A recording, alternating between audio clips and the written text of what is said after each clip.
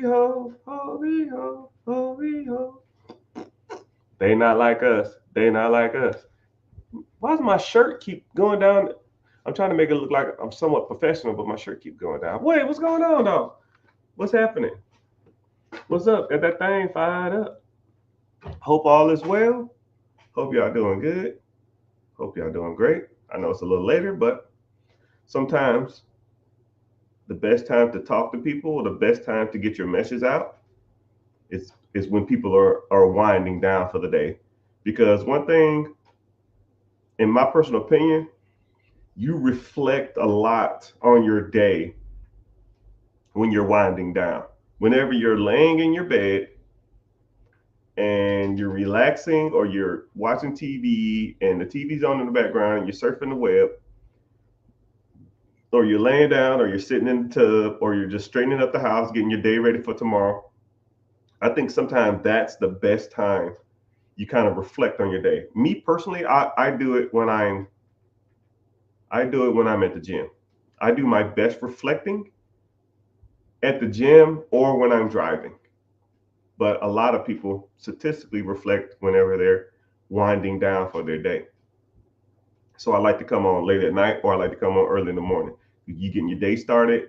I like to throw new um, mindsets and new thinking at you the first thing of the day so you can reflect on it all day long. But um, I'm coming on here. We're streaming live on all social media platforms: Facebook, YouTube, Twitter, Twitch, Instagram. Welcome, welcome. I see you. What's happening over there? And if you're new here, make sure you're following. The same old corny stuff that everybody says. Make sure you're following. Make sure you're liking TikTok. Make sure you tap the screen. And if you would like to follow, go to the YouTube channel, watch from there. I'm gonna be saying the same thing. It's a little laggy on some other channels, but there at least I get paid. I might get $1 for you being over there, and at least if you can, you know, help support me while just watching. It really helps out. But I appreciate y'all being here. And I noticed that a lot of people I'm trending on, I think, Instagram. I don't know. I made a video about a guy spending his money on a dumbass Scat Pack or Hellcat or something like that. And I don't know. I guess people resonated with it. And I said, okay, cool, let's go. And, you know, social media will send you messages saying, hey, we push you, you push us. Like you go live, you post to us, and we'll push you, right? So I get people to stay on their platform. They push me socially. I get my message out, and scratch my back, I scratch yours. All right. So let's get to a couple questions real quick before I get to a general lesson. What are my opinions on REITs? REITs are good. Buying your own real estate is better, right? So a REIT is when you put money into a pot and then the pot invests in real estate. It's like a fund that's almost syndication related. So if you don't even know what syndication is, so syndication manager or a fund manager. So if I wanted to start a syndication fund, which I did for a while, but I just didn't like it. It wasn't my thing. I just hated taking people's money. I hate borrowing people's money. I always felt super awkward owing somebody money.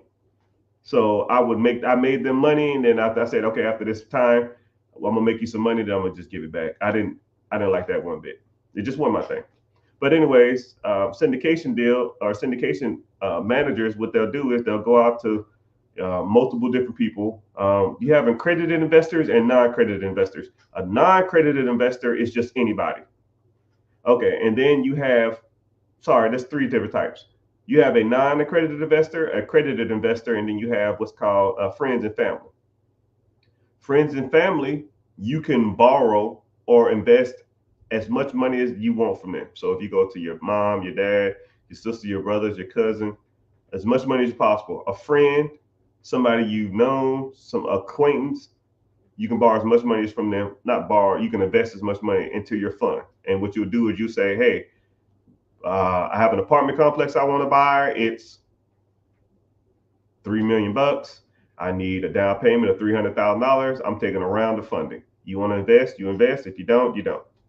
So that's how you get money from friends and family. Then you have what's called a accredited investor. Accredited investor is someone who has $1 million net worth, or an individual who makes over $250,000 a year. You can ask a accredited investor for money.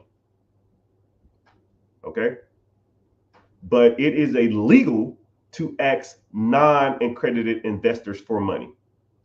So if you don't have $1 million net worth, or you don't make over $250,000 a year, it is illegal to ask a person who's not a friend or a family member, who doesn't make over $250,000 a year or has $1 million net worth for money. So that's why you can't. That's why you don't see ad commercials for like, "Hey, how you doing? My name is Joe Smith. I want to buy this apartment complex. Do you want to invest with me? Send me money." No, you can't do that. That is illegal, according to the SEC. It's the Security Exchange Commission. So, how do you get out of the loophole of finding accredited investors or having friends and family who had that kind of money? The trick is to find people who want to invest with you, but don't talk about your investment until you become their friend. It's kind of like a little weird thing. That's how you kind of get away with it. So, hey man, what's going on? How you doing? Hey man, I see you a real estate manager. Oh yeah. Anyways, you like to golf? Don't even talk about it. Now let's go golfing. You want to go out to eat? Let's go to the club. You like girls? Let's go hang out at the bar. You like to drink? All right, cool.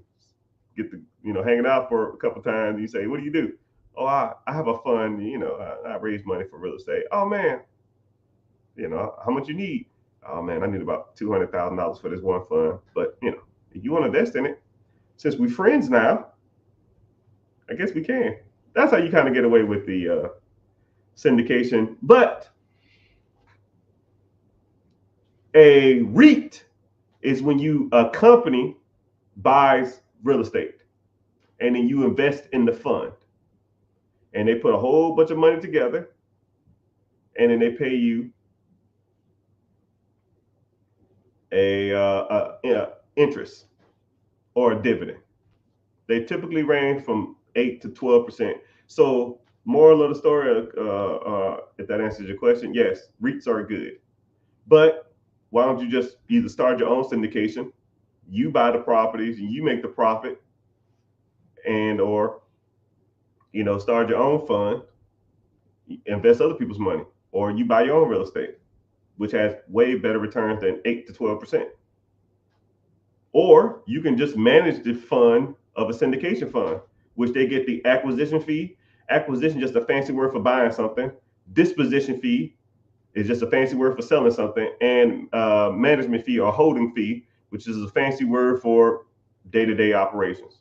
So they might take 5% acquisition, 5% management per year, and then 5% disposition. So you buy a $3 million property, 5% of $3 million bucks, that's $150,000. Management fee, $150,000 a year, and then the disposition fee, you sell it for $4 million. Now you up $200,000 for selling it, and all you did was pull the money together, right? You don't even take any of the interest But if you put your own money in it, then you can do it like that too. But that's a whole nother story. I'm on a rant. Anyways, hope all is well. Hope we in here learning. Hope we got some good questions coming on. Mostly talking about dividend income. I don't know what that means. So let me see what we got. Who we got in here? Social media. All right. YouTube in the house. Twitch in the house. Twitter in the house. No Facebook ever, but it's all good.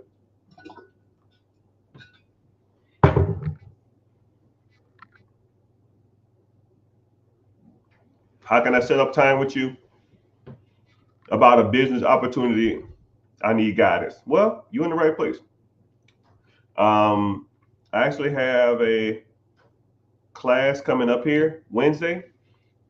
You can ask me all the questions you want.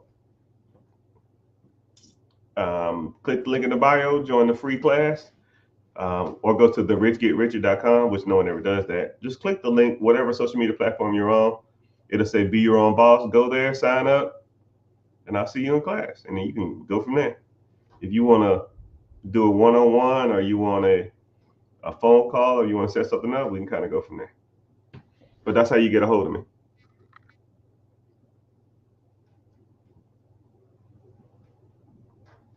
Thank you for the nuggets of knowledge. I appreciate it. What are my thoughts on Section 8? Oh my goodness, here we go. Section 8 is a good program for real estate. Okay? Section 8 is not the only program for real estate. People talk about Section 8. I'm going to give you a great analogy. It's like someone coming to you. There's someone saying, what do you think about?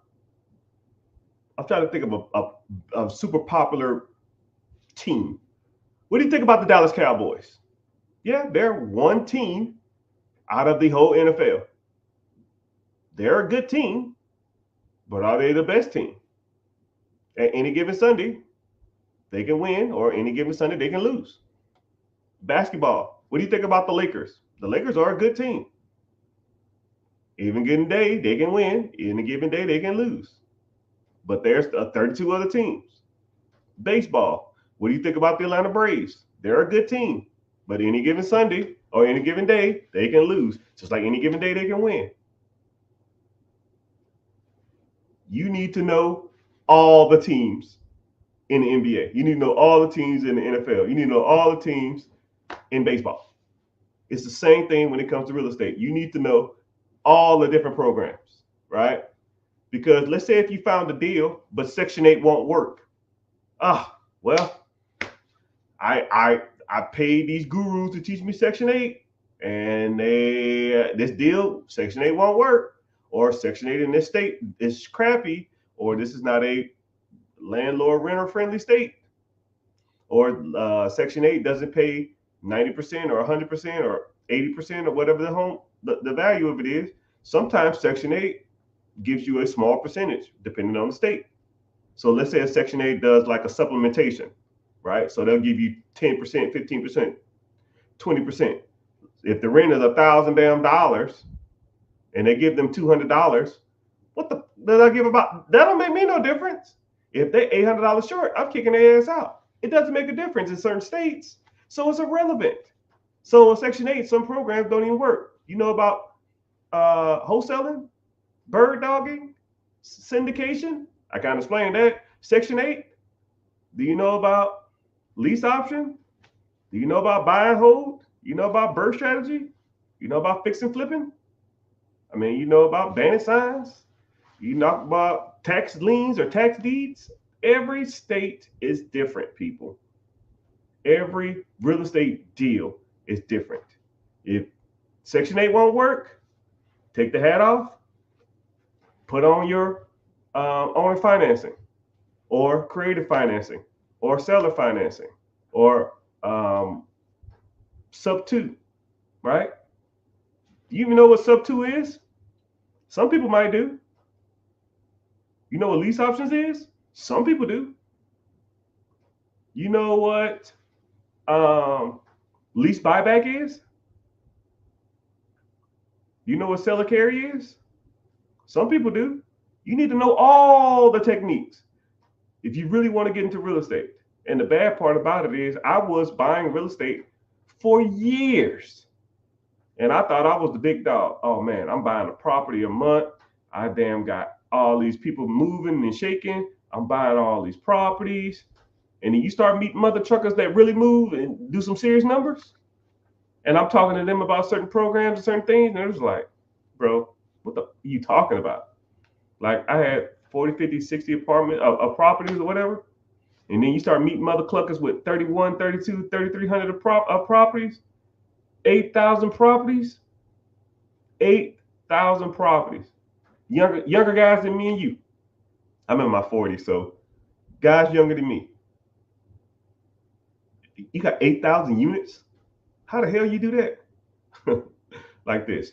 Boom, boom, boom, boom, boom, boom, boom, boom. And I'm just like, I don't even know what that means. I don't even know what you're talking about. Yeah, I can tell you don't know what you're talking about. That's why you gotta learn. That's why you gotta learn. He ain't lying. I ain't gotta lie about no freaking money.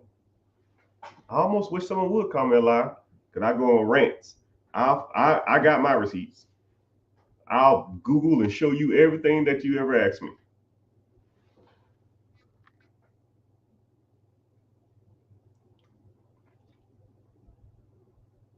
He in the zone. Do you know any trades? Do I know any trades? I don't know what that means. I don't know what that means. But welcome in, everybody. Thank you for coming in. YouTube is doing okay. Twitch is doing okay. Welcome in. I don't know who be zooming in from Twitch. If you in from Twitch, man, say something. I appreciate you being here, man, because I never go on that platform. I don't even think I remember my password. But I do like it shows I'm on there. So hey, I cater to you. So if you want to watch this, if you're enjoying this, you find value in this, if you want to watch from YouTube, it'll help me out more, please.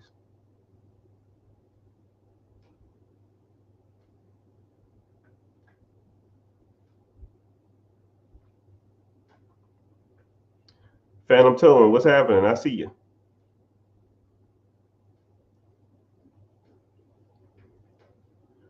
Would people?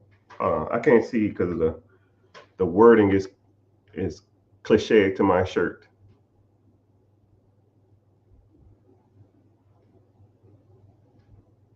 Would you find people who really wanted to help themselves? Would I find people? I don't know about would I find people and go give them what they help. You know, one thing about me, man, is I get on here and I just talk.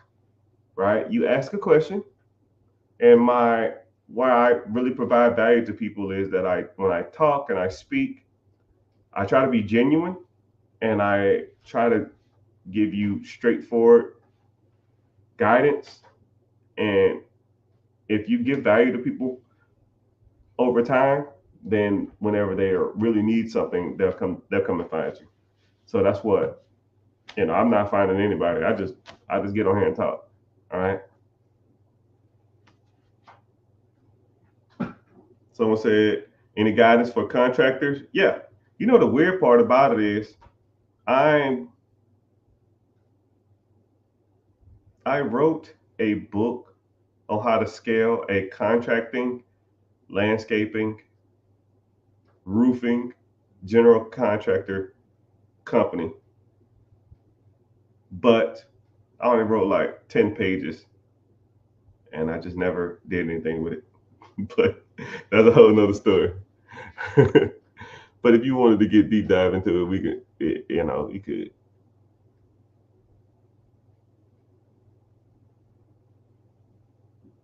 I'm passionately about to make money. Okay, get there. I see you. I'm new here. Well, welcome. How can I go from debt to being financially secure? Right? First of all,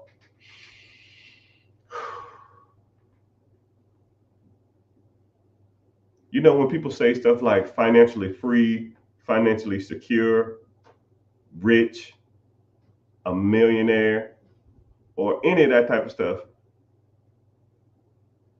that's almost like talking vague. It's like someone saying, hey man, I want to be slow. I'm slow now and I want to be fast. Okay, cool. Hey man, I'm overweight now and I want to be skinny. Oh, okay, like what is that? What is skinny? What is fast? What is financially free? What is financially secure? And once you kind of like you say that, take a step back, define what that is to you, because we're all different. Some people say financially secure is having enough money every month, extra money every month. But that's still just a blanket statement. It's not a number. Because once you have that number, then we can go for the number. It's hard to chase an idea, right? I'll give you a great example. I want to be a ladies' man. Okay, what the hell does that mean? I want to have 3 girlfriends that I can pick from to potentially be a wife. Now we're talking, because that's a specific task. All right. I want to be skinny. I don't know what that means. Well, I'm 240 now. I want to be 180. Okay, that's a go. We can hit that, because now you have a starting point, and now you have metrics on success. 230, 220, 210, 200, 190, 180. Simple. I want to have at least $10,000 worth of passive income every month, which, sure. Okay, cool. Now we got a number. Now let's start talking about passive income. Let's start talking about more income. Let's start talking about side hustle income. Let's start talking about the money you're making now. Let's talk about the money you're spending now. Because once you understand that it's just numbers, break down the numbers, and you get ahead. So, to answer to your question, I don't know how much he said go from debt to financially secure. I don't know how much debt you got. So we got to get rid of debt, because good debt puts money in your pocket. Bad debt takes money out your pocket every month. If you stop working, how much money are you bringing in every month? Most people is going to be zero, or even less than zero. Like, I want you to think about it, right? Because jobs are this idea that it's like a false sense of security, right? I want everybody to do this exercise. I want you to imagine tomorrow you lost your job. And I hate to be like negative, because I try not to talk like this, but this is just an experiment. You lost your job tomorrow, and you didn't work for the next 3 months. On average, month 1, month 2, month 3. How much money would, and let's say you had, I don't know, $10,000 in your account. How long, 1, would it take for that account to get to 0? And 2, how much money is going out of your account every month, and how much money is coming into your account, not including your check? Okay? I want you to really sit. I want, if you don't remember nothing today, right? Because this is learning, it's a stepping stone. If you don't remember anything today, remember that. Hey, we got to do some layoffs. The economy is a little tanking. We got to let everybody go. It happens all the time. And let's say you couldn't find another job for 3 months. 1, how long could you survive without a job? 2, if you had $10,000 in the bank, which I know most people don't, but let's say hypothetically you had $10,000 in the bank, how long would it take before it's gone? How much money goes out of your account? And another easy way to do how much money goes out your account every month, and how much money comes into your account that you don't work for.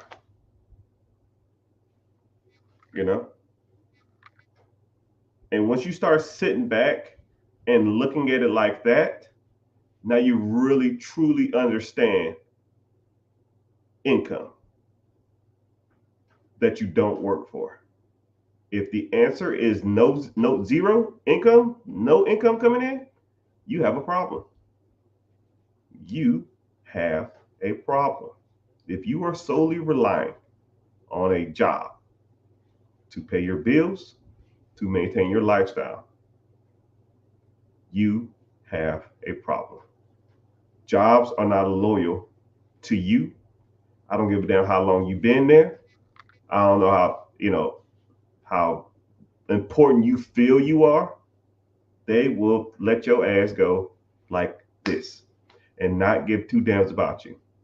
They'll fire you tomorrow and have your replacement there on Thursday. And by the next Monday, they'll forget you even worked there. Right? I mean, and then the bad part about it is stop me when I'm lying. Right? You know how many jobs I've had in my life? Right? I did 22 years in the United States military. The last day I left, nobody, except one dude I talked to, we was good friends for like 5 years. One person I talked to is still there. 22 years in military service, one person. One person messaged me, and one person messaged me talking about fantasy football, but it was like a joke. Not like, oh man, how you doing? What's going on? Is everything okay? No. And one guy didn't even ask me how I was. We just was cool, and we started talking about he's having a baby shower. We was kind of cool because we're cool. Two people, pretty much 1.5. 22 years of service. They kicked my ass out, and it is what it is. Now, what they'll do to a 22-year decorated vet? I fought 6 damn wars for these people. 6 wars. You know, Iraqi freedom? Yeah, that was me. I helped shut down the base in Iraq or Afghanistan. No, it was Afghanistan, I think. Yeah, or whatever it was. I don't remember. You know the airplane that had all those people on it? The people was hanging on the side? Yeah, that was my aircraft. You know, you can Google that. United States Air Force airplane. The airplane number was 1107. 1107.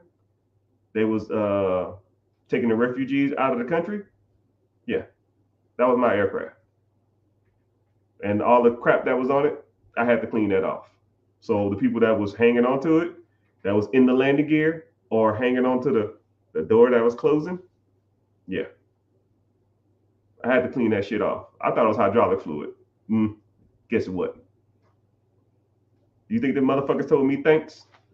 They don't give a damn about you. They didn't give a damn about me. Your job?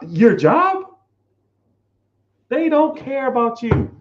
They care about the bottom dollar. And that's the bottom line. If the job's objective or your work's objective is to make money, which most businesses are, if they're not making money, the first thing, right? I learned this at Harvard Business School. I didn't even have to go to Harvard to learn this. The first thing people cut when businesses are in turmoil, employees. They're not going to cut their ads. They're not going to cut marketing. They still got to advertise. They still got to, promote their services. They make people do more with less. They do more with less. And no matter how good you think you are, how untouchable you think you are, how best as you think you are, how everybody loves me here, they will get rid of your ass. Now, here we go. Let's do this. By show of a random emoji. Just put a random emoji in the chat.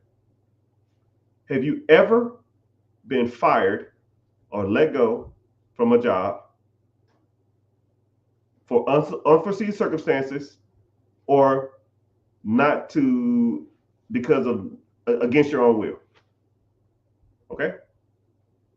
Put an emoji in the chat. I want to just see if you've been let go from a job because of whatever reason. Don't make a difference. I don't give a damn if you was fired. I don't give a damn if you was let go. I don't give a damn if you was a Christmas casual. I don't give a damn if they was overemployed. I don't give a damn if it was a manning issue. I don't give a damn if they had a seniority issue and you was a low man on a totem pole. If you've ever been fired or let go or terminated, whatever damn terminology you want, put it in the chat. So either everybody who's commenting or saying something are horrible workers, or the system does not give a shit about you. I see y'all. laugh emoji, cry emoji, hand emoji, fire emoji, boom emoji, dollar sign emoji. So either the system don't give a damn about you, or you're not that good at your job. I don't think it's your job. I don't think it's you. It's just the system. But why are you strictly relying on a job? You should be taking every minute of your waking days trying to make as much money as possible that you don't have to work for. And this is what's crazy, because when I was in the military, and I was started making, I was like 10 years in, and I started making some good money. And like my supervisor or co-workers or my subordinates or whoever the fuck it was, they was like, yo man, you gotta get your head in the game, man. We got a mission. And I'm just like, man, this mission. If I get fired tomorrow, you think they're gonna give it that? Like, that mission ain't gonna pay my bills. You know? I mean, I did what I had to do, but it was a minimum. And some people hated me for that. And I can respect that. I can respect that. But they are slaves to their job. And when that job, military, government, employee, hourly wage, whenever they get rid of your ass, because we ain't gonna work forever. Whenever they get rid of your ass, what do you have set up to ensure that your lifestyle is remaining what it is? If the answer is nothing, you are fucking up. If you go to your job and give 100% every day, you're messing up. 50, 60% max, people. The other 40%, when you're on your lunch break, or when you got a free minute, ain't doing nothing, you need to be working on your side hustle, working on your side business, working on your business structure, working on raising capital, working on looking at real estate, working on business acquisitions, working on investing. You got to be working on this stuff, right? Not looking up the new iPhone, not surfing on TikTok talking about some freaking, man, this, oh man, you saw this cat video? Don't fuck about no cats. I ain't got time for that, man. How many property managers did you call today and ask them, do they have any properties available? Right? Do you have anybody that, hey man, did you have any properties that a person don't want to manage no more? They want to liquidate and get out of the properties? Oh yeah, I got one guy, he got 10 properties. Cool. Send them my way. I'll take them off his hands. But it is what it is. It is what it is.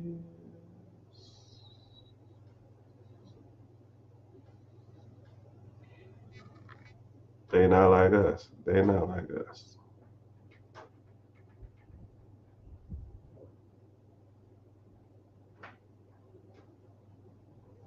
What you cooking? I'm always cooking.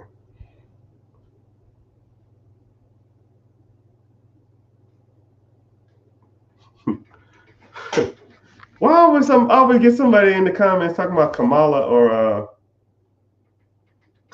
Trump? And y'all know my opinion on that too, man.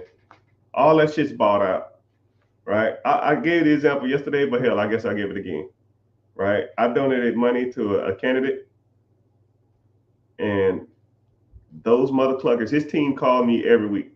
Hey, how you doing? You need anything? No, don't need anything. Oh, okay, cool. I gave a decent amount, right? If you want to try to guess what you think of how much I gave, put it in the comments.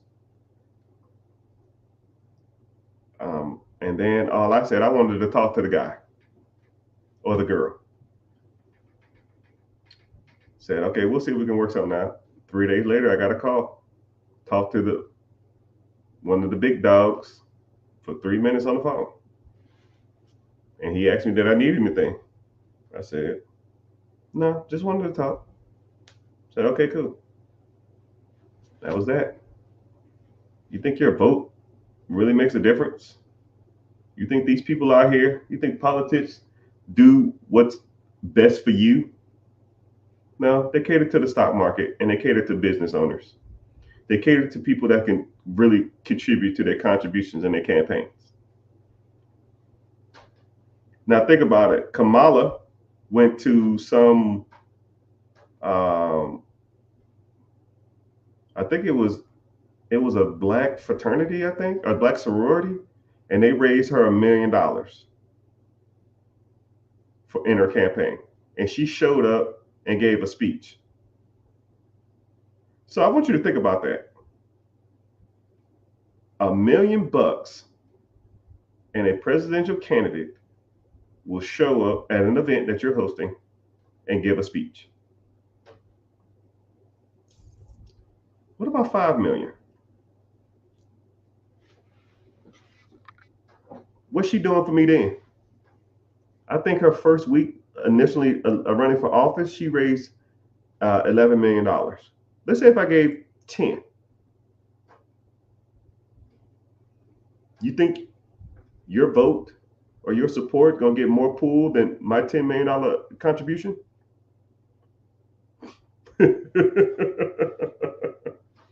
Come on, man. Come on, right? Let's say if I did the same thing with Trump. You know, you give your little $25, you wear your Trump shirt. You think you really moving the needle? Hey, Mr. Trump, here $10 million.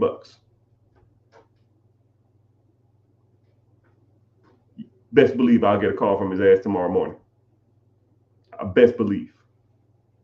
And I'll say, hey, what's the next event you got? I want to come through. Oh, sure. My team will set it up. Fly out, probably meet him backstage, shake his hand. I say, hey, yo, since more likely you're going to win this, I need a favor. That's how the shit gets done.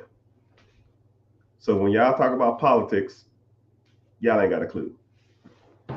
Hate to be a butthole about it, but it's all good. Do I think college is worth it? Yes and no. More so, you know, the things I learned, I think it's a combination of a lot of things. Do you need college? No. Do I think it's worth it? No. But do I appreciate it? Sure. I think I learned more in 4 years in the military than I did 4 years in college. But I honestly think there's like 4 major significant events that taught me more about my day-to-day stuff than any of that. First of all, I had to take a what's called a BIC in the United States military, basic instructor course. And it taught me like pitch, tone, vernacular, presentation, conveying a message, like how to public speak. And it was like 7 weeks, 8 hours a day, 7 days, 5 days a week, 8 hours a day, 5 days a week for 9 weeks. I learned more in that public speaking big instructor course than 90% of the shit I learned in college. That, and I almost recommend everybody to do this, right? You can do BNI, you can do Toastmaster, and that type of stuff like that, where they make you better public speakers. That type of stuff, worth every penny. And then the first day you get in there, they'll say, okay, cool. You need to give a 3-minute speech on who you are. Go. No prep time, no nothing. You just like, and then they'll say, okay, cool. Come back next week. We learned what we did right and wrong. We record each other, and then we watched it. A week later, we had a public speaking event. They gave us a random subject. Mine was, what are the benefits of being an ant? They said, what's the benefits of being an ant? You have 30 seconds to get your talking points. You need to talk for 5 minutes. Go. 30 seconds. What are the benefits of being an ant? So I'm going to give you some public speaking one-on-one. First, you need an introduction, then you need a summary, or then an entering summary. Then you need talking points. And then you need, that's pretty much it. For a 5-minute speech, it's not that long, right? So You have a strong shell. You're super strong, and you work all day, but you work for a passion of loving your queen or something like that. I forgot what I said. Introduction. Hey, how you doing? My name is Ernest. I am a worker in Salem, Massachusetts, and I just blah blah blah blah blah. Once you kind of get it, once they kind of, and then we went from 5 minute speeches to 10 minute speeches, and then we went from 10 minute speeches to 15 minute speeches, to 15 minute speeches to an hour long speech, and then the hardest one was an hour long impromptu random subject speech. I don't know if you ever had to sit there and talk for an hour on a subject that you don't have no clue about. But once you mastered public speaking, you got it. Anybody in here can give me any subject. 3 hours straight. That's the power of learning proper public speaking. 3 hours, any subject, any. I don't give a shit what it is. Like I'm talking now, just talking. Just talking. No subject. Thank you for the follow, whoever just followed me. Appreciate it. You got to learn that type of stuff, man. And then like people come up to me and say like, yo, man, I want to go raise capital. I want to find some private investors. Cool. I'll give you 30 seconds to think over your thoughts. I want you to pitch me why I should give you the money. It's got to be 5 minutes long. It can't be shorter than 4.5, and it can't be longer than 5.5. Go. Man, I don't know what to talk about. So why the hell am I going to give you the damn information? You can't even talk to nobody. If somebody walked in this room right now and they say, hey, how you doing? This is a Japanese investor. He's looking to buy $45 million worth of apartments in the United States this week. I felt like he was the guy you come to. Cool. Hey, how you doing, sir? Welcome to America. How was the plane trip? Oh, man, that's crazy, man. That jet lag is weird. What's the hour differential? Ain't it like 14 hours or something?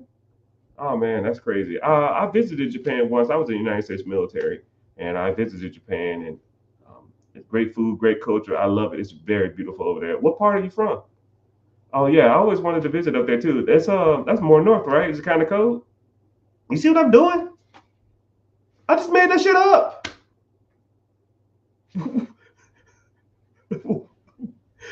I'm establishing rapport so this guy will spend $45 million with me. I'm not just going to be like, hey, man, give me your money. No. And what's crazy about it, I've never even been to Japan. That skill.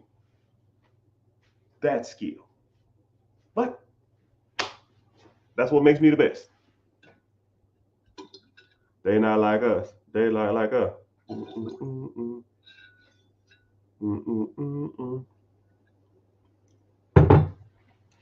Thoughts on a cleaning business? Yeah, cleaning businesses can be very lucrative because one, it doesn't require a lot of moving parts, and it doesn't require a lot of like inventory and stuff like that. It's pretty straightforward. I mean, cleaning supplies and a person to clean. I mean, training is almost, you need training, but I mean, how extensive is the training portion of cleaning? Most people who are going to clean for you know the basics of cleaning, right? You might want to do it a certain way, but cleaning businesses are good businesses to have. I feel maybe in the next 5 to 10 years, cleaning services are going to be one of the biggest markets out there. It's not prevalent yet, but it will be. So I want you to look at industries as like, I call it the lazy factor. What industries can you get rich off of people's laziness that has no main competitor? Think about it like this. If I don't want to drive somewhere, I call Uber.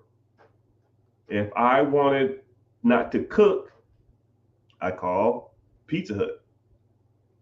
If I wanted, somebody to come walk my dog, I call Rover. If I wanted somebody to come clean my house, I go to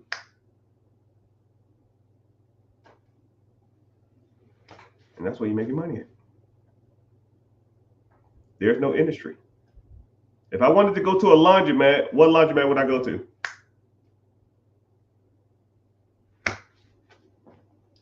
Industry disruptor.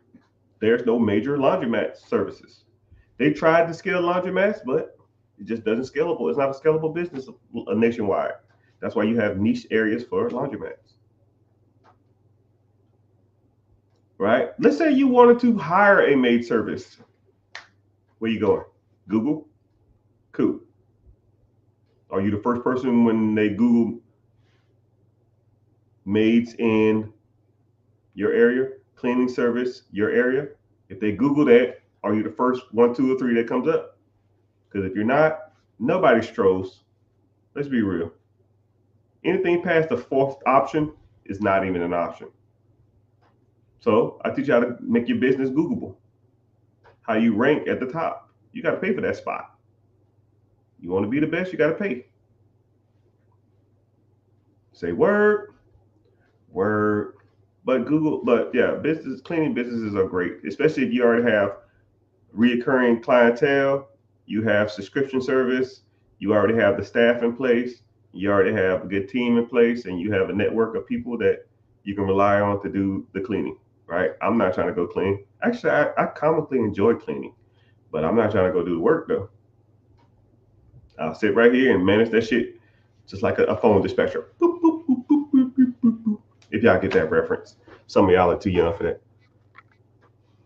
I need help with business funding. Okay, I got you. Link in the bio. Anybody interested? I'll kind of talk about some of my services, my commercial break. Tap the screen for 15 seconds. Make sure you follow while I'm giving my little commercial spiel. I try to do it every 15 minutes. I offer business funding, business credit, personal credit rebuilding. Also do lines of credit. I also do consulting. I also do tax returns. I also do teach you how to evaluate, buy, and scale businesses. Teach you how to buy and sell, scale real estate. Teach you how to invest, mutual funds, ETFs, 401k, IRAs, any type of investment account you got. If you want to get into UILs or IRUs, we can break that down. You want to get into crypto, I can break that down if you want to. A lot of that stuff is trash. But hey, what do I know? And I really can't think of all the stuff off the top of my head. I had a sheet of paper with all the stuff on it, but it's somewhere floating around, but I don't have it on me right there. But all the stuff that I said, I generally will focus on all of it because I think every person on this beautiful planet needs all of those. There's no one way to do this. And I think you need to learn them all because you can have a business bringing in 50K a month, but if your spending sucks, you have shitty credit and you don't pay your bills on time, or you're not investing anything you make, you just spending it on cars and clothes and jewelry and junk, it's irrelevant. And if you have great credit and only thing you're using for your credit is to buy consumer products, yeah, Sephora and Louis Vuitton, it's just trash, right? You need to start leveraging your credit to go make more money.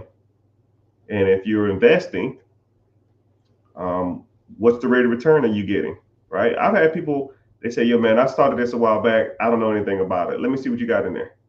And then one guy said, I ain't logged in. I had an account. One guy had an account for 12 years. 12 years. And he said, I've been investing in this account for 12 years. I just put it in there and I forgot it was even in there. I said, what you got in there? He said, shit, I got to have at least 100 grand. Easily 100 grand. I said, okay, cool. Let's find out. I said, okay, let's do it. It took him like 3 days to get access to the account.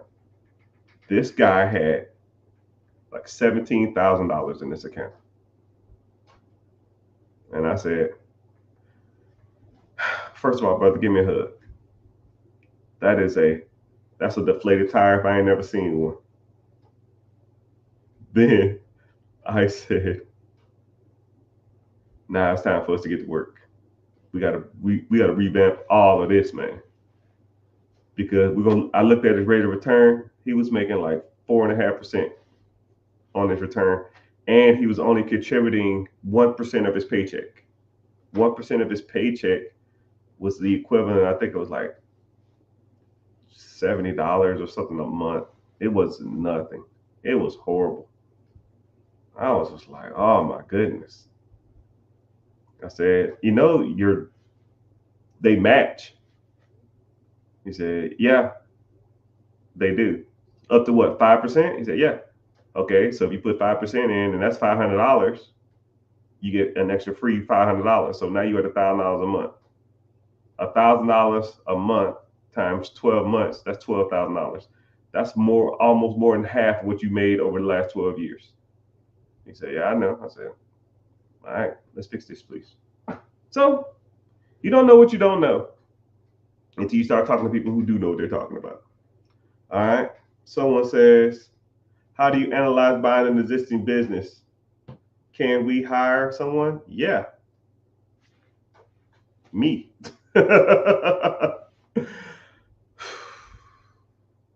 If you wanted to evaluate, you want to do an existing business, there's multitude of things you want to focus on.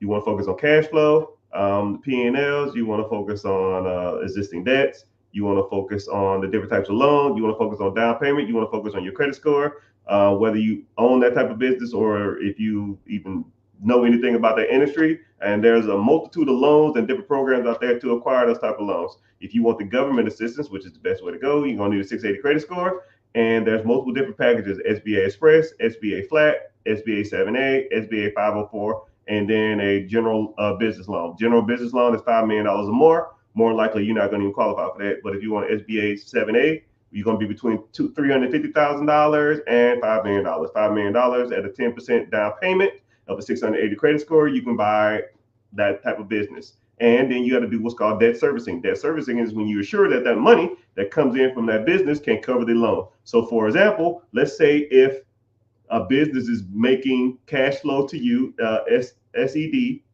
seller discretionary earnings, which is, let's say, is bringing in $100,000 a year to you, your pocket. You buy the business for $1 million. So the $1 million, you're going to put $100,000 down.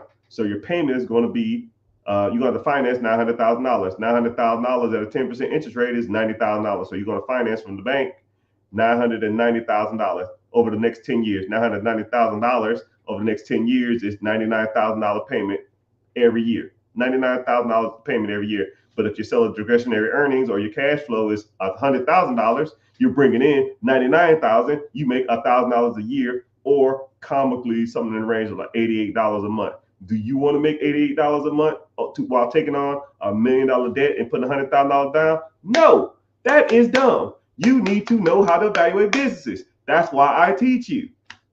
You need to learn. If you want to get into it, click the link in my bio. I talk about this shit all day. I just do stuff like that to show people I know what I'm talking about. And I just gave you simple math to kind of show you how this stuff works. I'll show you where to find them, which ones you can buy, which ones you qualify for, which are the best ones to buy, which are the shitty ones, how to evaluate cash flow, how to evaluate seller discretionary earnings, how to evaluate P&Ls, how to evaluate profit and losses, how to evaluate year-to-dates, how to evaluate the tax returns, how to negotiate with the owners, how to might even get sellers financing to help you assist with the down payment or to even purchase it straight up through them, because there's tax benefits to having an owner sell you a business without going through the bank. So that's what we talk about. He says, thanks. Appreciate it. No problem. They're not like us. They're not like us. Someone said, I got 2K waiting to put into the market. Link in the bio, huh? I'll break it down for you. I got so many questions. They're not like us. They're not like us. Da, da, da, da.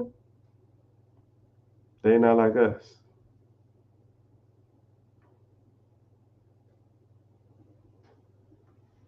Someone said I made $70,000 in passive income from buying a franchise. Took 2 years. Hey, too easy. You know, I don't really. Sometimes I don't like the word passive because sometimes a lot of times you got to do some work. You got to do something to maintain that process. Sometimes it's a little more extensive than others, but you still got to do stuff for it.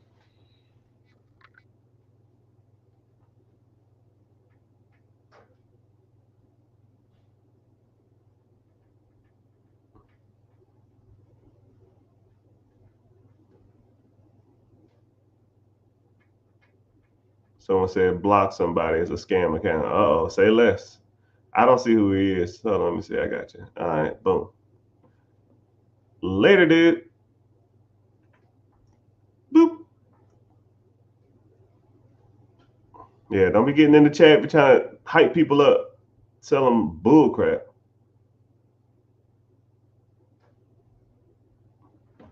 How long does it take from start to end doing an SBA loan? Good question. It really depends on your loan, but generally it could take 4 to 8 weeks. It depends on the loan though. You have what's called an SBA 7A. An SBA express loan. SBA loan, express loans can take up to 4 weeks. A SBA express, now SBA a 7A loan or a 405, they take a little longer because it's more paperwork and stuff like that, and you're going for more money. So yeah, that's a great question. They're not like us. They're not like us. They're not like us. They're not like us. Business to start with 25,000. Well, first of all, my guy, we don't start businesses. We buy them. And $25,000, if you find the right deal, you can get something working. I would be looking for owner financing deals, and I'll be looking for yeah, you can get something started. But 25,000, I would probably try to raise more money too. Go to the banks and raise more capital. Use their capital to assist you with that down payment because your money's cool, but someone else's is better. And if you have to use yours, then use yours. If you don't have to use yours, then use somebody else's. Right? So, for example, if you have 25,000 and then you go to the bank and raise another 50,000, now you got 75,000. Now your buying power, you have more buying power.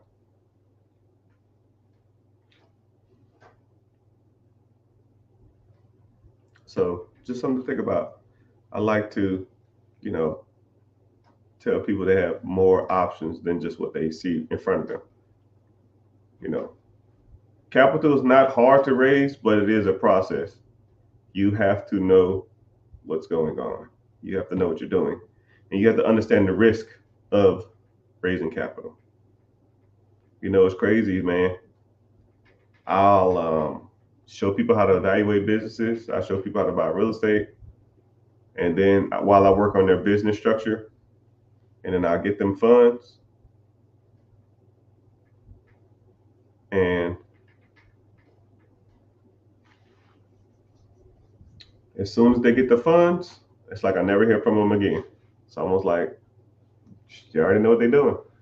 I mean, you don't got to hear me say the same stuff over and over again. You kind of get the gist of it. But it's all good. 25 grand, that's a decent amount of money, though. You can get a lot started.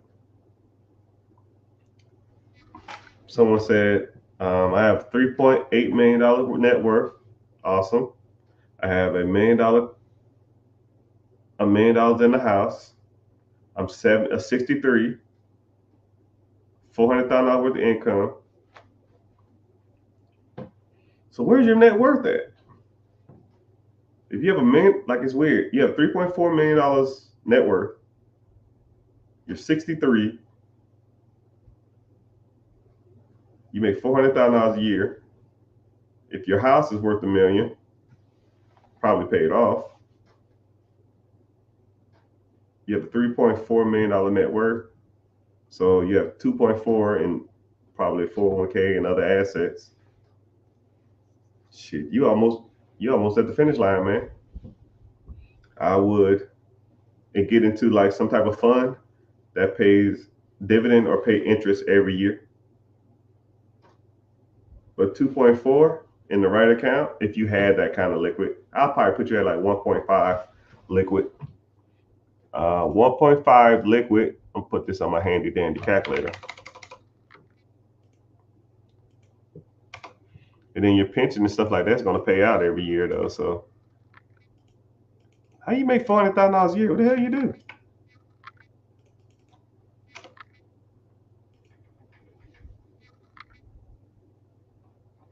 You'll be making just in interest $200,000 a year, right? But if you go from $215,000 a year, if you go from $400,000 to $250,000 a year, that's a lot, man. That's a lot. It's almost like if you made $50,000 a year and then you go to $25,000 a year, it's like half your salary. But you're not bad off.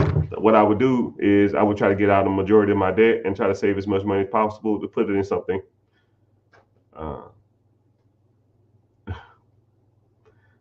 Someone said I've been drinking. You better not.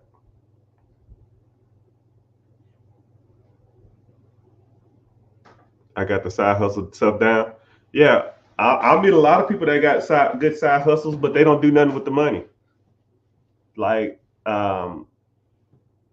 if you have a side hustle and you take your side hustle money, if you have side hustle and you take your side hustle money and live off of it, then you're contradicting yourself. You're not doing anything. If you're taking money that you spend your extra time earning just to spend it on more dumb stuff, then you're not doing anything. So you say you got a side hustle down, I'll even put you at an extra, I don't know, $500 a month or $500 a week. That's $2,000 a month, right? What you doing with that $2,000 a month? Now, if you're saying, well, I bought a new car, so I can that side hustle is paying for my new car, that's dumb. That doesn't make any sense. You're taking income to buy more debt. You're pretty much making your revolving debt bigger, right? You got to learn how to take that extra money, put it to work.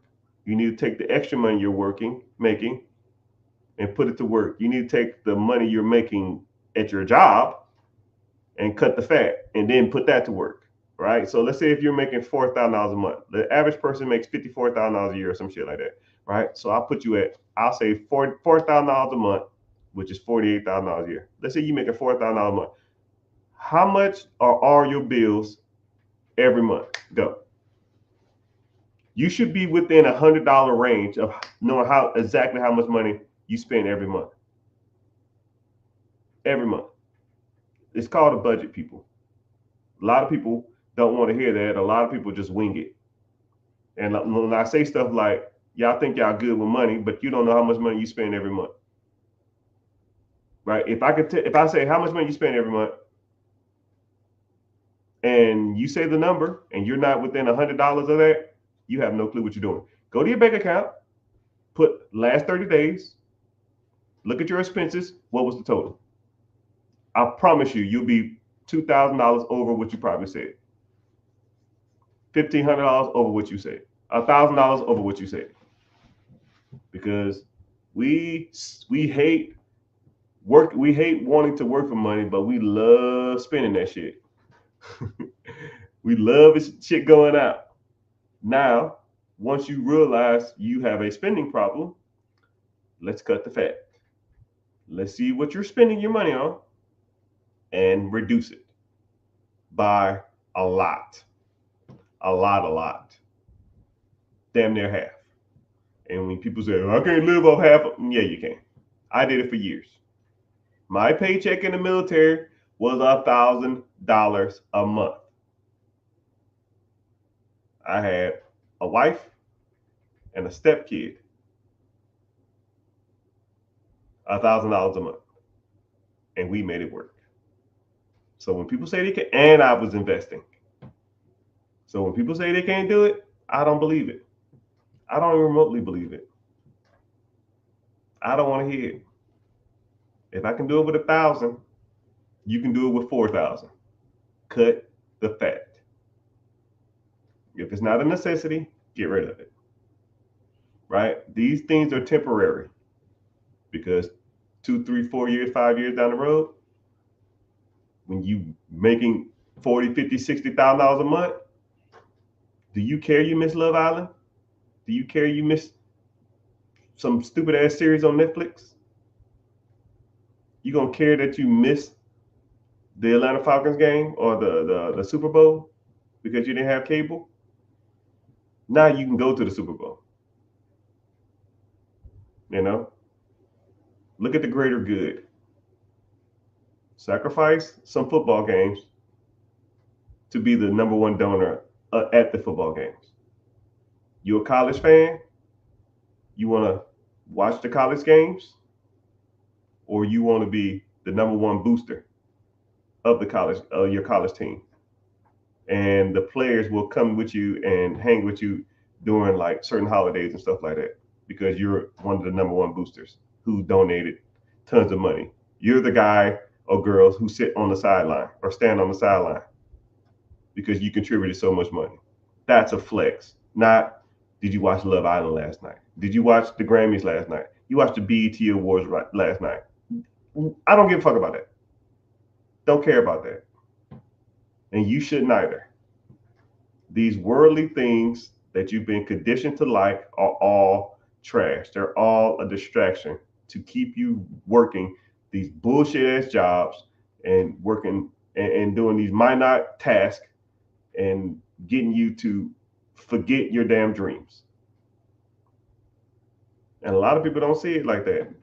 Think that shit's a game. I mean, I think it's, you know, you got to give up something. Either you got to make more money, or you got to cut the fat, or you got to work on a side hustle. I recommend all three. If you could tell me who won the Super Bowl last year and you broke, you're fucking up. If you watch any of the Olympics and you're broke, you're messing up. If you took a vacation this year and you're broke or living check to check, you are messing up. Well, Mr. Richard, life is short. Yeah. You know what ain't short? 8-hour work shifts, an hour commute every day. That shit ain't short. You know what's short?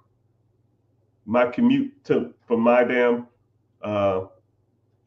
bedroom to my office. That's short. You know what's short? The amount of time it takes me to get wired $100,000 off a real estate deal. That's short. You worry about the wrong short. You worry about the wrong short. Life is short. No, my patience is short. For people that say stuff like that, that's what's short.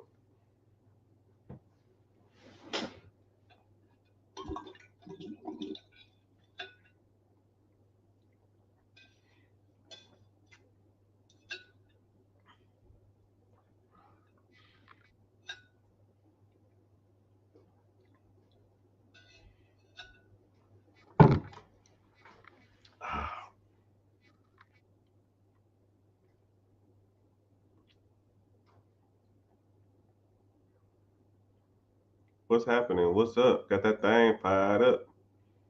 What's happening? What's up? Got that thing fired up.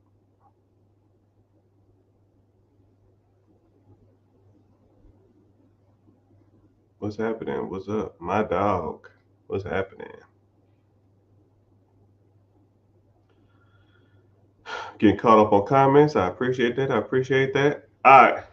I'm actually saving. We don't save, brother. We invest. Saving for what? A rainy day? I saved $3,000 at the beginning of the year and took a chance on Forex. Oh, I lost all my money. Wah, wah, wah. Wah, wah, wah. Wah, wah, wah, wah, wah, wah, wah, wah. We got another victim. Forex is trash. Sports betting, trash. IULs, trash. Crypto, trash. Scat packs, trash. Really? Yeah, really. Trash. How we go? Here's my logic and thinking on Forex trading. And I'm going to give you a little quick analogy called think tanks. Okay?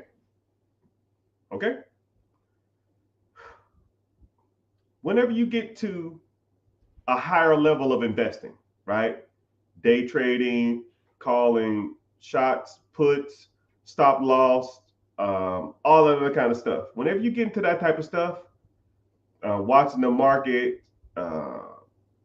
trying to ride the waves and stuff like that, there's levels to it. You can be the best Forex trader in the world, but you will never, ever outperform hedge funds and think tanks. So what a think tank is, so I want you to think of a company right there, right? Okay, so you have brokerages or financial houses, and then you have hedge funds, right? But they're kind of the same thing. A brokerage house is like the big dogs, right? The Fidelity, the Charles Schwab, the Goldman Sachs, all of those guys.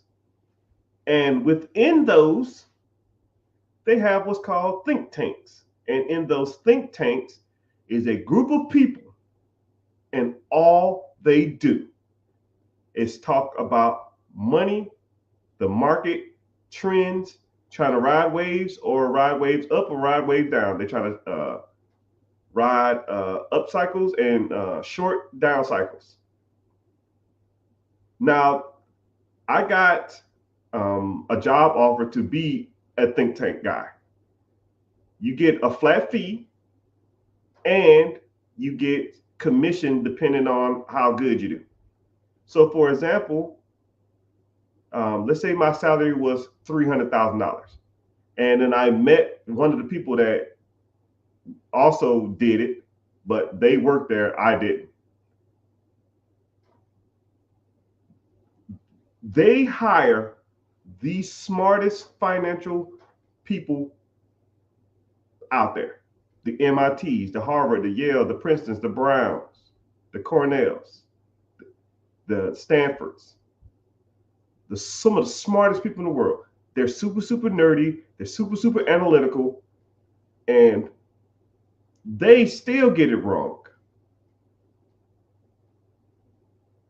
And you're telling me that you're going to outthink and perform guys and girls who sit in pretty much offices and rooms and collaborate and think of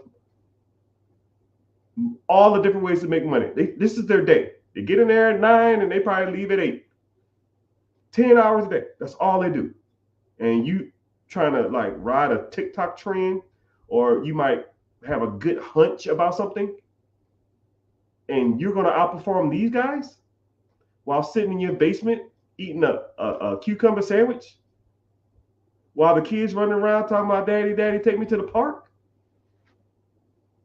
No, not even close. You might get lucky every once in a while, but statistically, you cannot predict the market. Nobody can predict the market. These are the smartest people in the world, and they still get it wrong. And you're going to do it sitting in your pajamas, watching Maury, eating ice cream at 2 a.m? Forget about it. That's why all that shit over time loses. Because you might hit every once in a while. Even a broke clock right twice. You might hit every once in a while, but over time, statistically, you will not win. I hate to be the bearer of bad news. I'm not trying to damn bust your bubble. I'm not trying to be an asshole. It just doesn't work long term. If you want to generate wealth and be rich in America, you have to play the long game. You will not get rich overnight. You will not get a hunch that a little, and then bet the farm on it. And if you do hit, congratulations. You statistically beat the system once. Take your winnings and never touch it again. But you know what people do? They got 3,000. They put it on something. Now I'm up 1,000. They took the 4,000. They put 1,500 on it. Now they have 5,500. Shit, I got this down now. They put the whole 5,500 on it and they lose.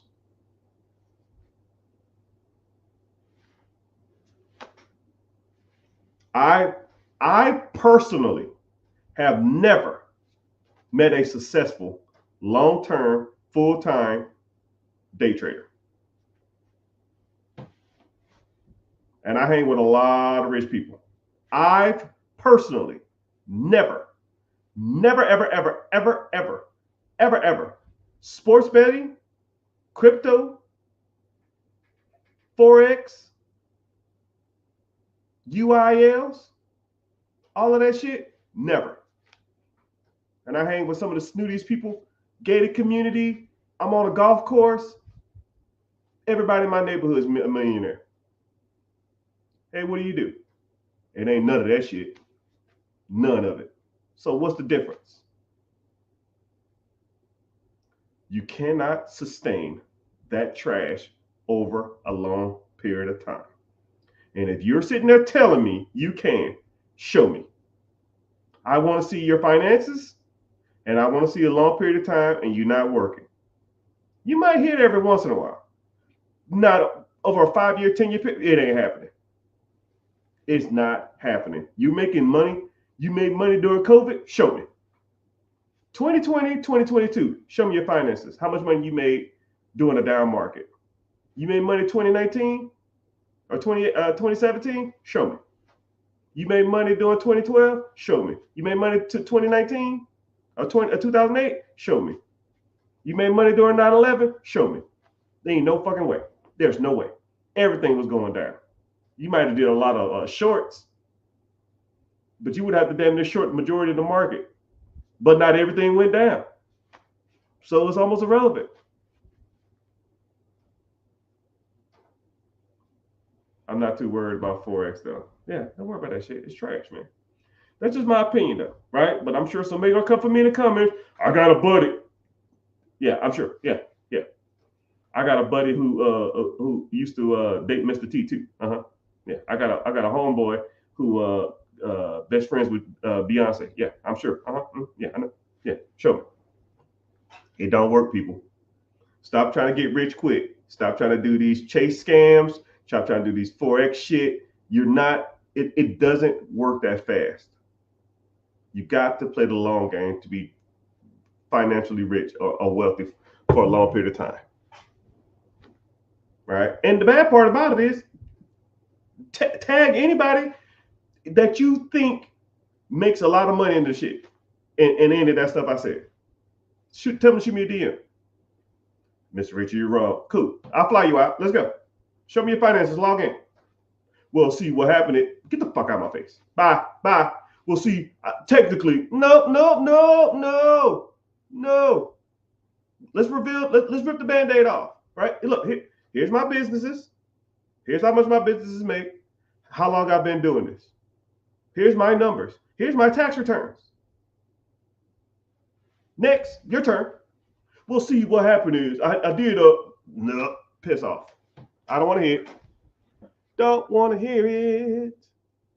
I'm thinking about buying a solar panel company or a roofing company. It'd be worth it. Ooh. I actually have a buddy who teaches you how to scale from the ground up roofing companies. So if you ever really want to get into it, shoot me a DM. or click the link in the bio and join the free class. Treat her right. You got that, treat her right. What's happening, sirs, man? What's going on? Someone said I need to get my crap together. Yeah, we all do. Right? I mean, one thing about it is, it's really not about getting your crap together. It's not like a long jump. It ain't like you take off sprinting as fast as you can and then you jump as far as you can and hoping for the best. It's not like that. It's almost like walking a marathon. You know it's far, but you walk everywhere. Now you just have a destination. You just got to start. You just have to start. You just have to get your shit together and start. You know, it ain't a sprint, jump as far as you can, hope you make it to the other side. That ain't gonna work. You have to start walking, and then once you get to a goal, let's set a goal. Okay, let's do a half a mile. You get that half a mile, cool. Let's stop, take a break, get some water, cool down, relax for a second, stretch out a little bit. You ready? All right, let's get to walking. And that's how you do it, man. And then one day you'll look back and you're like, holy shit, I done walked 10 miles. Okay. Was that bad? Actually, it really wasn't. I thought it would be worse than that. A lot of people think it is. You just have to start. You just have to do something, and you have to do something that is actually, I hate the term moving the needle. You have to do stuff that is actually making traction, because a lot of people, just like the Forex guy, they're thinking that they're getting ahead, and we're walking a marathon and they taking off sprinting. Man, I gotta get to the end of this race. Well, you're not gonna do it sprinting. And then I catch up to you a mile down the road and you've been collapsed and overheated yourself. Now you're in the hospital. Man, that was a good analogy. So you can't sprint a marathon, right? And a lot of people try to take shortcuts. The chase shit, yo, man, I'm gonna deposit a fake check, then I'm gonna take out the $30,000, and then I'm gonna flip that, right? And then they're gonna do something stupid with it. Then they're gonna probably go to jail. They're gonna spend $30,000 in lawyer fees. It's done. You're not gonna do it trying to take shortcuts.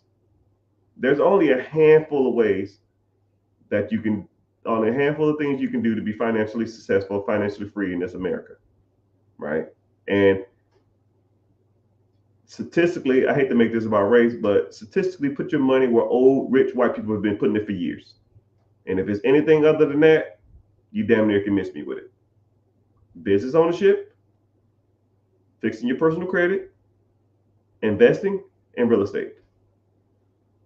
Everything else is comically a joke. But hey, whatever, man. That's just my personal opinion. But thank everybody for being here, man. Let's do some check-ins. What we got going on? YouTube, I see y'all. Twitch, I see you too. Twitter, could be doing a little better, but it's all good. Instagram, I see y'all. I see y'all. Appreciate y'all being here. Facebook, TikTok. I'm about to get off here in a sec. I'm getting tired. Someone said, write down a budget, get out of debt, quality relationships, save your money, invest, index funds. Yeah, that's a good start. There's a couple things I would change though. All right, here we go. Let's focus on that. Writing down budget. You know, I'll use like a weight loss program as an example.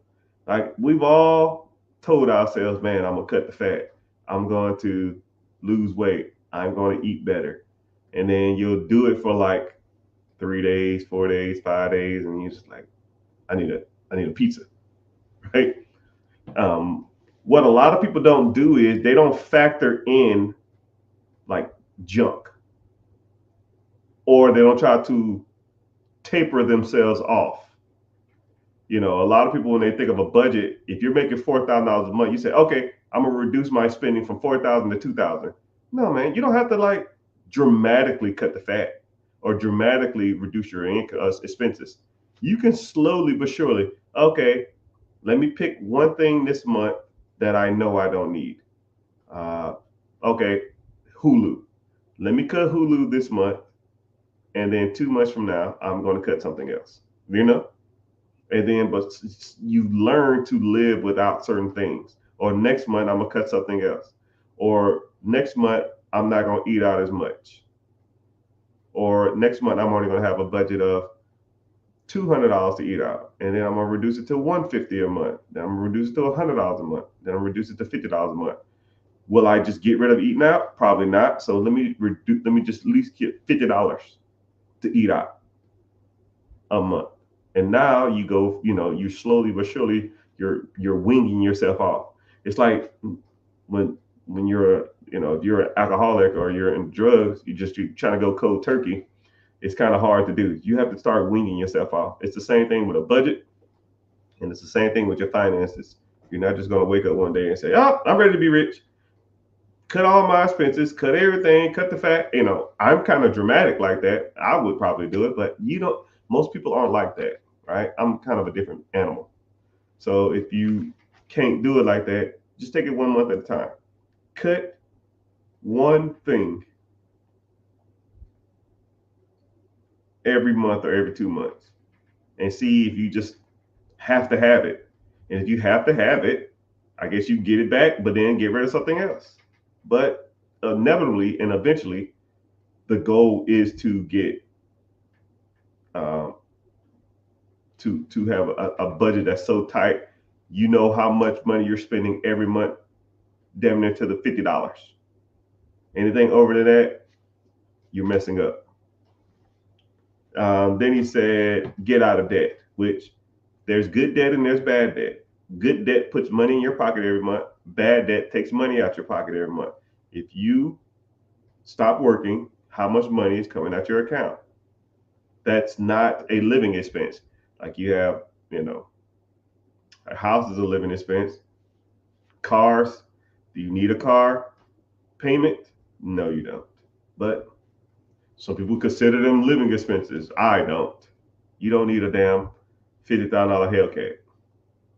You know, I had a buddy. I don't know if he's watching this or not. If he is, oh well. He had a $65,000 Hellcat and a $45,000 F-150. And I said, yo, bro, you got damn near $110,000 worth of car payments. He said, yeah, man, I'm a bigger guy. The Hellcat's for fun. And then I use the truck as like my cruiser every day. And in his head, it made sense. And I was like, what's the payment on this? He said the truck was 8, the Hellcat was 12. I said, you spending $2,000 a month. $2,000 a month on car payments. That's not including insurance or maintenance. Whatever, man. And then bad part about it is 3 months later, he didn't have a job anymore.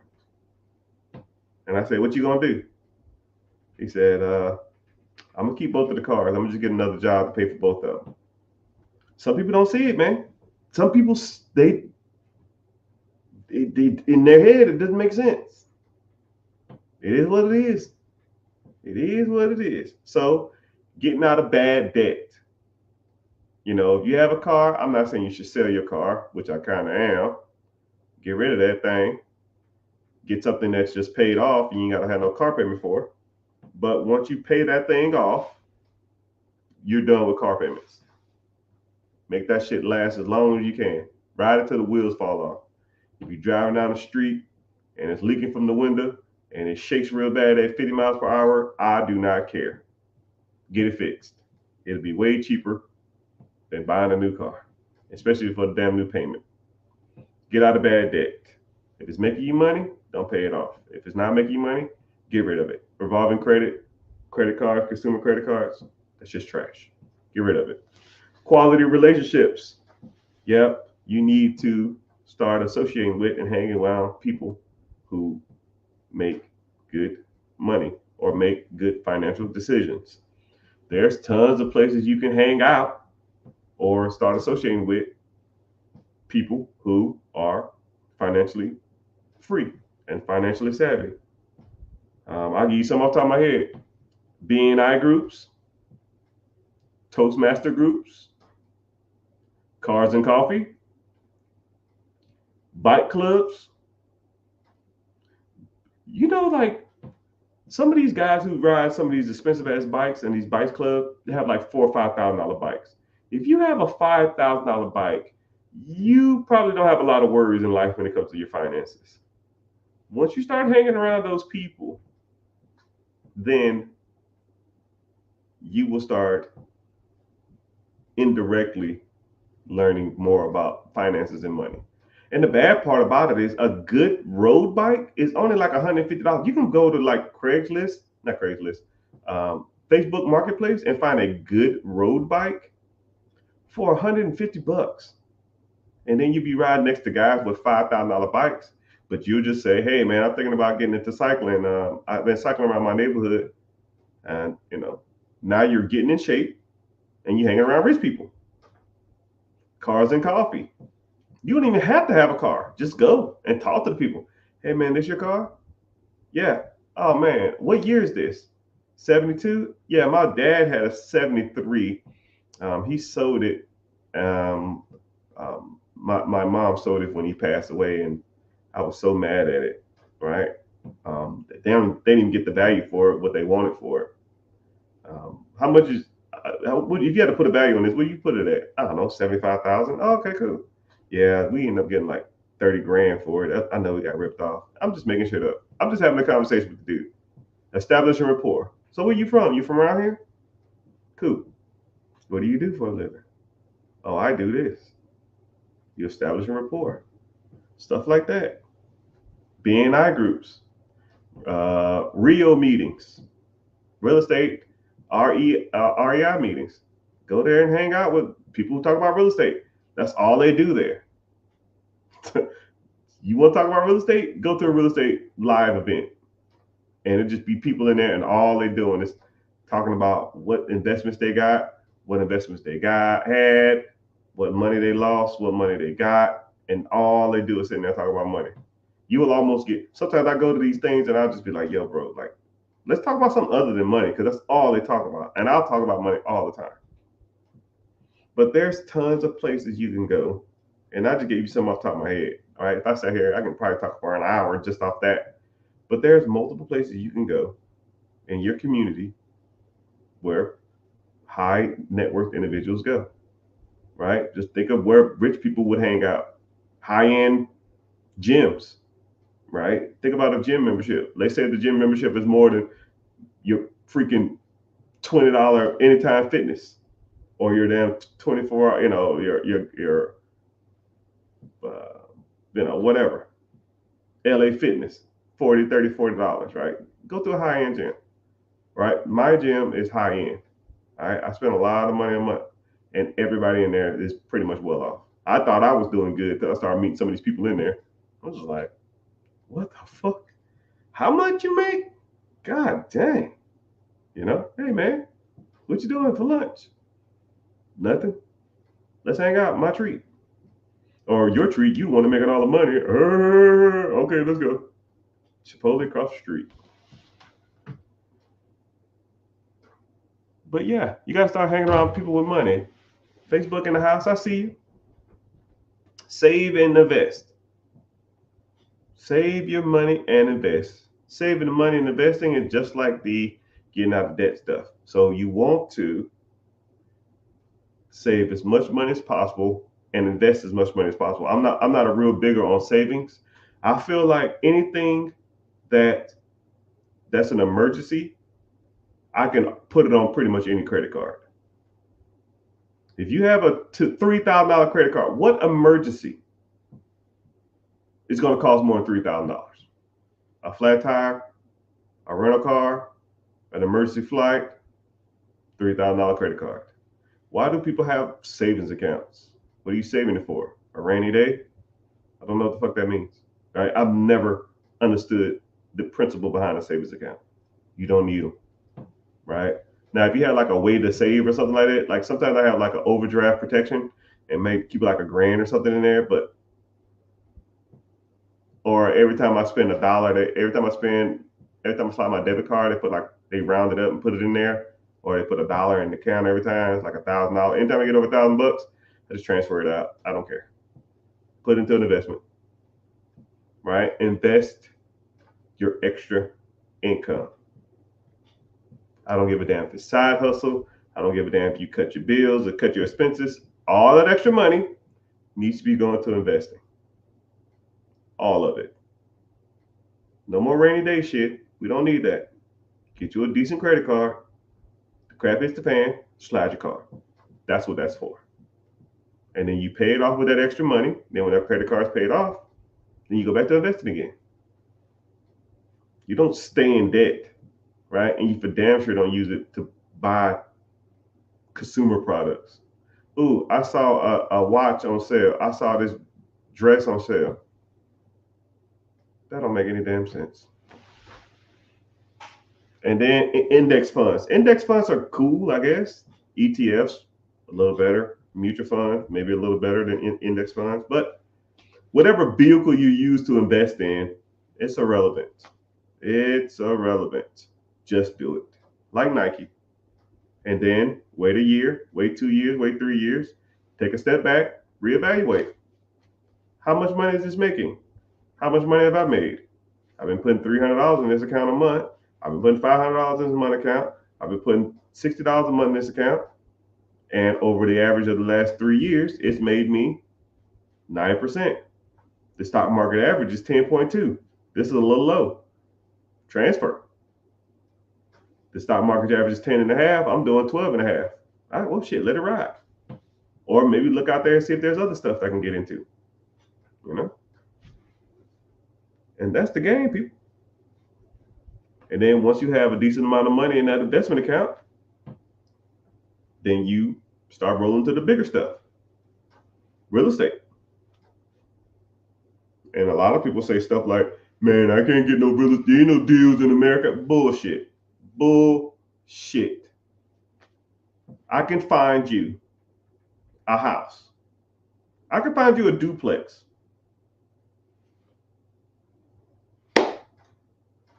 In the next 5 minutes. Under $80K, your payment would be $600 a month, and both sides are renting out for $1,000 a piece. $2,000. And your payment is $600 a month. You're making $1,400 a month, which is about $16,000, $17,000 a year. Next 5 minutes. So when people say shit like, there ain't no deals out here, you just don't know what you're looking for. You don't know where you're looking. You don't know what you're talking about. You don't have no clue. You are a mouse running through a maze with blinders on and headphones. You don't listen to what anybody say. And you don't know what you're talking about. Because there's people like me. And some people I associate with and some people I know out here buying up everything. But hey, it is what it is, people. It is what it is. So, just based off that, if you're interested, you like talking about that type of stuff, click the link in the bio, join a free class. Find it in New York City. Come on, man. I said I'll show you a place, not no fucking New York, and for damn sure not in California.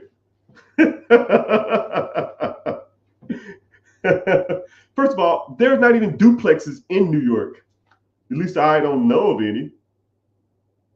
But you know, the bad part about it is there was a house.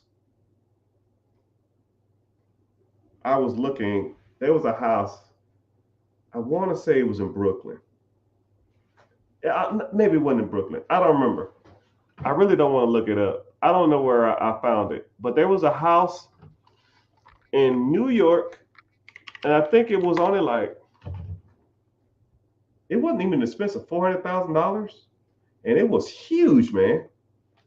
It was huge in New York. I mean, I don't know what part of New York. I have no clue about New York like that. I have no clue anything about New York. But I'll do this though.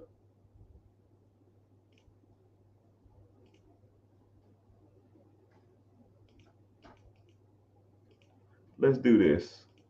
Let me find a multifamily.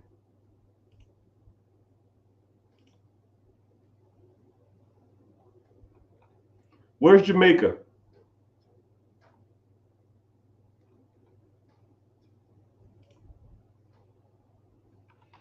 Jamaica, New York. Jamaica, New York, and or New Rochester. I don't even know where that is.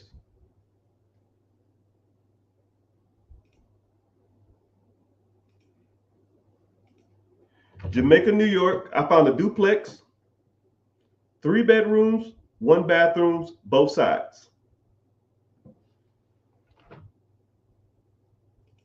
$290,000. Each side is renting out for $1,500 a piece. Your payment on $260,000 is $1,600. I said 5 minutes. I lied. It was less than 2.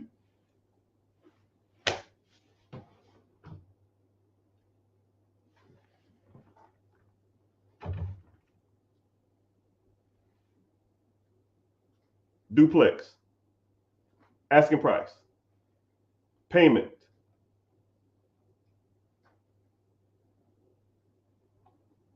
Rent. Anything else?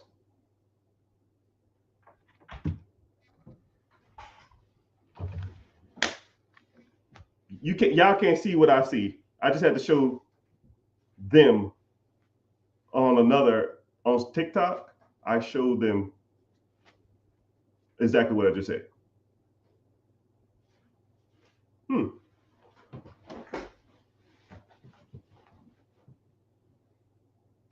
I ain't got time for excuses. Either you want to do it or you don't. Either you want to do it or you don't. But I think that's a good talking point. I think I've kind of proved my point. I hate beating the horse, but I appreciate y'all being here. I almost don't want to get off because I'm getting a lot of watch hours. I'm getting paid a lot of money. Facebook, y'all are in the house today. Dang. Appreciate y'all being here. Instagram bumping, Facebook and TikTok bumping. You know what? Let's keep the party rolling. What questions y'all got? I'm gonna do Q&A for the next 15 minutes. If y'all don't ask anything, I hate sitting here talking to myself. It's like weird to me. But ask whatever questions you want to ask. I think the last subject we was talking about real estate. Someone said you can't find no properties. You can find properties anywhere. You just got to know to look and know what to look for and know what you're doing.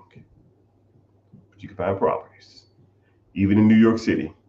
I don't know if Jamaica, New York is considered New York City. I have no clue about anything in New York City, right? I don't know. Someone asked, how are you streaming on multiple platforms? Okay, so I know you are a social media guy. So what you do is you go to a website called StreamYard. You have to pay for it, but StreamYard lets you attach all your social media platforms. So I am streaming to 2 Facebook accounts, a YouTube account, Twitch account, Twitter account, and 2 Instagram pages right now. And my cell phone is live on TikTok. So that's how I'm doing it. So yeah, that's how I roll. So, if you ever wanted to get into that, that's how you do it. Where you can stream on Twitter. Yeah, my Twitter never really gets anybody in here. If you from Twitter, go ahead, comment something. I rarely get people from Twitter. Twitter's like weird. Like I'll go on Twitter and go live. That's what I like about this, because if I'm on Twitter, if I go live on Twitter,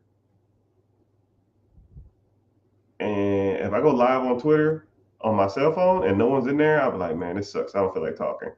But if I go live on StreamYard, which I prefer, this is what's great. This is what's good about StreamYard. You go live on StreamYard and it goes to all your social media platforms and it records.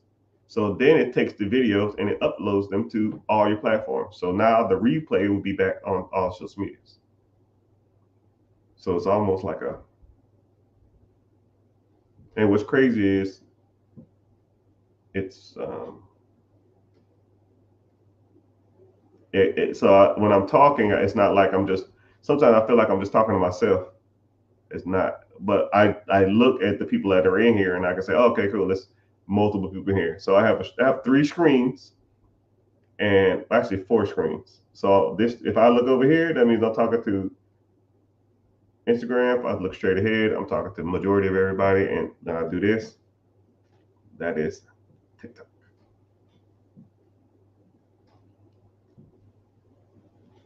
Someone said Jamaica is in Queens, New York. Queens is one of the 5 boroughs. Okay. I'll take your word on that. I don't know.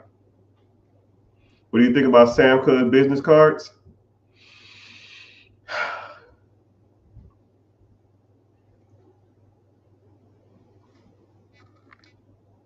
They're okay. If I had to rate them 1 through 10, that'd be like a 4. If I have a card, so I love business lines of credit. As you know, I have tons of business lines of credit, right? Tons of them. Business lines of credit, right? Millions of dollars worth of business lines of credit. Business lines of credit are only good. They need to be practical. They need to be applicable. If I have $100,000 at Sam's Club, if I don't have like a food truck or a vending machine or something to that nature, what's the point? I can't do nothing with it except use it at Sam's, right? If you want business credit to show up on your business side, which doesn't reflect or move the scale on your personal side, that's good. But if I only can use $100,000 at Sam's Club, what's the point? Why? What the hell am I going to buy? Here we go. Everybody in the chat, here's $100,000 Sam's Club card. What the hell are you going to do with that? Go buy gift cards? Go buy some jewelry? Go buy a whole bunch of chicken? I mean, what are you going to do with that? It's not no uses for it. Use it for gas? Okay, cool. I'm gonna max that thing out. $50. A business card. Only reason you should have a business card is to go out to use it to grow, scale, or buy real estate or your business. That's the whole point of business lines of credit. If I can't use it for that, there's no point of having it. A Sam's Club card or a Buc-ee's card or a Sephora's card. It was crazy though. I had one person, I showed them how to go out and get lines of credit. And they told me, excuse me, they said to me, I said, okay, I can show you how to do it, or you can just pay me and I'll do it for you. And they said, well, it don't sound that hard. And I said, it's hard. I'm going to make it seem like it's easy, but it's going to be harder than you think. And they said, okay. And I broke it down. I gave them a list of stores, a list of lines of credit, told them how to say it, what to do, how to apply, when to apply, whatever. 2 months later, I get a call or a message. Hey man, I tried, it didn't work. Well, it kind of did. What is kind of did? I thought I was going to get like 15, 20. I thought I was going to get like, 50, 60, $100,000 worth of lines of credit or business credit. I got 12 grand. I said, okay, well, 12 grand, I guess it's better than nothing. Well, what'd you get the cards to? I got $3,000 at Home Depot. I got $4,000 at Victoria's Secret. I got $2,000 at Sam's Club. I got another $2,000 at the gas station. And I got another a secure. No, it was secure. It was I got a charge card, a Discovery charge card for $3,000. And I said, sit down. What I'm about to say is going to probably hurt your feelings. What you just did is almost complete opposite of what I told you, and horrible. None of that is usable. $4,000 at Victoria's Secret. What the hell are you going to do with that? $3,000 at Home Depot. What the hell are you going to do with that? $2,000 in gas cards. You going to get $100 a month in gas? How is that helping you? $2,000 at Sam's Club. It's not helping you. And a $3,000 charge card. You know what a charge card is? A charge card is when you slide your card, your balance is due at the end of the month. So you put $2,000 on this line of credit. At the end of the month, you owe $2,000. And you want to get into real estate? Because you got a Home Depot card, you're not going to use it. And let's be real, $2,000 on a home renovation is trash. $2,000 don't even buy you the freaking paint. $2,000. You can't even get half the bundles of shingles in roofing. You can't even get your hard materials for $2,000. Now you know what you got to do? I got to sit you down. I got to dissect your business profile, your credit profile, and I got to get rid of all this bullshit, all the hard inquiries that you did because you did it wrong. Now you got 6 hard inquiries on your damn credit. Now nobody's going to give you money. Your block is hot. Now I got to go ahead and get all this crap off your credit. And then we got to go for more rounds here in about 3 months because you raised $12,000 on bullshit. So in 3 months from now, I'm going to teach you again. You can either do it my way, pay my fee, or do it yourself. Oh, I'll pay. Cool. 3 months later, $75,000 from Chase, American Express, and Bank of America. No charge cards, 0% interest for 2 years. That's why people pay me what I'm worth. But I can sit on here and talk all day, people. All I'm doing is kind of trying to prove my worth to you guys and show y'all that I'm not out here playing around. If you are interested, last call. Last call for alcohol. Last call, people. If you're interested in learning about business credit, buying a business, scaling a business, buying real estate, sub twos, commercial, duplexes, quadplexes, Section 8, investing, fixing your personal credit, working on your business structure, LLC, EINs, business addresses, DUNS number, trade lines, whatever. You want to work on getting your business credit higher, or your personal credit higher, or your credit profile higher, or your whatever, getting all those inquiries off. Hard, whatever.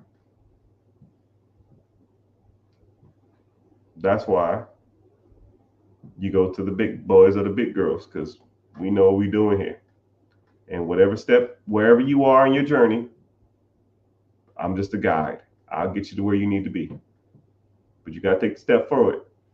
You got to want to do something. So if you're interested, click the link in the bio, join the free class. Right? Don't sell your information. You sign up, I will never reach out to you again after you come to the class. I don't care. Don't need your information. Don't need to sell it. Don't need to solicit it. Even though I get offered a lot from a lot of people and a lot of money. Yo, man, sell me your information.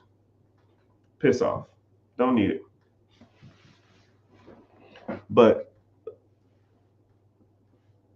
Facebook, YouTube, Twitch, Twitter, X, Instagram. Appreciate y'all for being on here. Avita Zane.